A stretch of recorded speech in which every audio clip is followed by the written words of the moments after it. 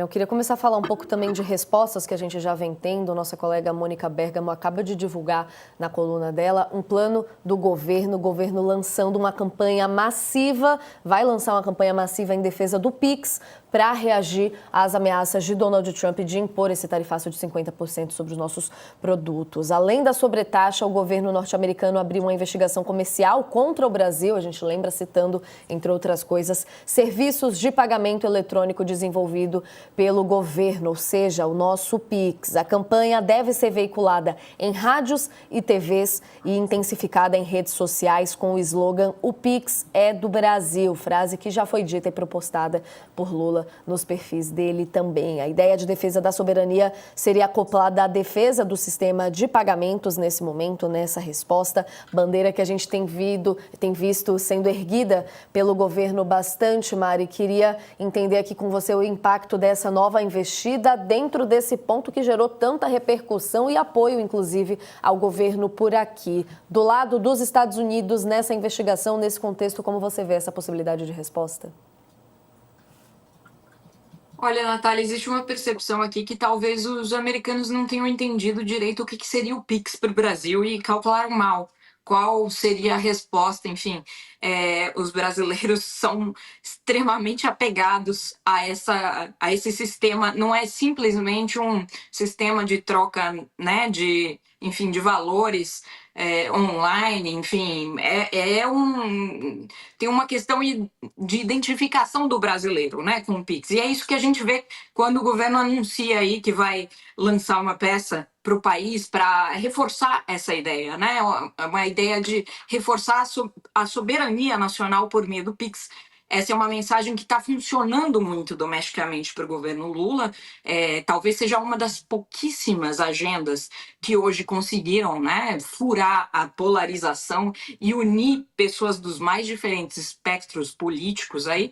E, naturalmente, o governo não quer perder essa oportunidade também de reforçar essa ideia. Agora, o que existe, Natália, é uma divisão dentro do governo sobre como responder para fora, né? A gente tem visto o presidente Lula fazendo discursos duros, né? Imitando o Eduardo Bolsonaro, supostamente falando com Trump, enfim. Isso tudo é discurso para a base, né? Para dentro de casa, né? Para o seu eleitorado, enfim, para circular nas redes sociais. Agora, como o governo brasileiro responderá aos Estados Unidos? Essa é a outra questão, porque o que a gente vê até agora temos, na prática, 3 medidas contra o Brasil. A gente ouve aí a convocação do encarregado de negócios para se explicar em 2 ocasiões já, mas não houve nenhuma medida mais grave ou mais dura no sentido retaliatório, nada que pudesse ser visto por Washington como algum tipo de resposta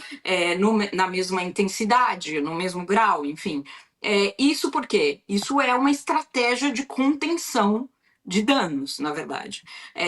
Olhando para a experiência dos conflitos, né, do estilo de negociação de Donald Trump, quando ele abre disputas com a América Latina, ele costuma usar o seu peso desproporcional para humilhar, inclusive, os chefes de Estado e os países, né? Foi assim com o Panamá, que teve que correr para tirar a China potencialmente de uma administração ali de parte do Canal do Panamá, que teve que aceitar receber deportados que não tinham nada a ver com o país, enfim, que teve que se virar para conceder o que quer que Washington quisesse ali, para não correr o risco de uma medida mais gravosa, né? O Brasil é diferente, muito maior que o Panamá, tem muito mais poder, mas o risco de uma escalada que saia do controle, ele está sendo contemplado no Itamaraty e não é pouca a chance de que isso aconteça, de uma escalada de parte a parte em que a gente não veja mais como retroceder, né? Ou então que acabe numa situação humilhante como a que aconteceu para o presidente colombiano, que teve que engolir as próprias palavras postadas no Twitter, né? Dizendo que não se interessava pelos Estados Unidos, não queria saber, que, enfim. essas coisas não vão funcionar aqui. O que é preciso nesse momento é conseguir algum caminho de abertura de negociação. Agora, não existe o interesse da Casa Branca. Está claro que o interesse da Casa Branca, neste momento, é ver as tarifas entrarem em vigor e entender que tipo de impacto isso vai gerar no Brasil, para daí recalcular essa rota e, de repente, aí sim, abrir um espaço, alguma possibilidade de conversa. Inclusive, não dá para não dá para descartar a ideia, Natália, de que tudo isso seja uma grande máquina de pressão para obter o melhor tipo de acordo comercial possível, para fazer com que o Brasil abra o mercado de etanol de uma maneira que nunca fez, para que o Brasil tope uma concessão mineral muito maior do que o que se esperava. Isso tudo está no cálculo, né? Por isso, a necessidade de tentar conter tem ganhado, ao menos, a disputa no Planalto, os que advogam por conter. Vamos conter, vamos responder com contenção por enquanto. Agora, se de fato não houver possibilidade para frente, as tarifas entrarem em vigor, novas medidas contra o país forem sendo anunciadas, é quase que obrigatório, como disse o Josias, quer dizer, quase que se impõe a maneira como o Brasil vai ter que responder, porque não há outra saída. Mas, por enquanto, a diplomacia brasileira está tentando trabalhar de outro jeito, a ver se o Donald Trump vai permitir que a diplomacia cumpra o seu caminho de tentar evitar um conflito maior. Ver qual é esse ponto de não retorno, Josias. Mari falando muito aqui sobre essa resposta de como responder para fora, para dentro aqui no Brasil, está um pouco mais desenhada, falando dessa questão do Pix especificamente. A Mônica Bergamo traz detalhes também do governo, falando que, de acordo com integrantes da equipe, a questão deve ser, essa campanha deve ser facilmente compreendida por todos os brasileiros, falando da popularidade do Pix, falando que qualquer ameaça aos pagamentos e transferências, portanto, vai atingir cada um de seus usuários, vai ter um bom retorno por aqui, não seria algo artificial. Como que a gente pode ver essa iniciativa de fora para dentro, de dentro para fora, olhando aqui no Brasil? A campanha do governo em defesa do Pix é uma peça de marketing eleitoral que tem efeito nulo nos Estados Unidos. Hoje, o setor do governo que mais se desenvolve é o comitê eleitoral que se instalou na Secretaria de Comunicação da Presidência da República. As investidas do Trump forneceram a lenha que o Sidônio Palmeira queima nas fornalhas dessa usina de iniciativas para adornar a candidatura à reeleição do Lula com peças que melhorem a imagem do candidato. Agora, o efeito eleitoral é nítido, já tivemos pesquisas mostrando que a imagem do Lula melhorou. O Lula, que andava de lado em termos de popularidade, ele avançou sem sair do lugar.